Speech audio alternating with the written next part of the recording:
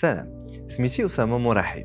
تزاديت وكبرت في قنيطرة، وهنايا فحال بزاف ديال الدراري لعبت كرة مع ولاد الدرب ومع فرق الأحياء. فاش درت 14 عام تحولت انا والام والاخ ديالي لايطاليا باش نلحقوا على الوالد ديالي اللي كان ساكن وخدام تما من الثمانينات. في هاد البلاد قدرت نكمل قرايتي ونلبي الحلم والشغف ديالي انه نتكون ونلعب كره مع بعض الفرق. في 2016 تحصلت على لا ليسونس اون بسيكولوجي في جامعه ترينتو، وفي نفس الجامعه خديت ماستر في علم النفس وبالضبط في اورغانيزيشنال سايكولوجي. من بعد التخرج بديت الخدمه ديالي في الدومين ديال ار اش وديال سيس واحد لا مولتي ناسيونال في مدينه ميلان. وبحكم الشغف الكبير بكره في هاد الاعوام كنت كنخدم ايضا كمساعد مدرب لفرق كره القدم للشباب، بحال مثلا فريق تشيميانو كالتشو اللي هو واحد سونتر تكنيك ديال اسي ميلان. هاد الشيء خلاني نبعد بشويه بشويه على لا بسيكولوجي، وهاد الشيء علاش في اكتوبر 2021 لونسيت واحد لاباج في السوشيال ميديا اللي سميتها بسيكولوجيكمون، واللي كنهضر فيها على بزاف ديال المواضيع في علم النفس. في 2023 تحصلت على ماستر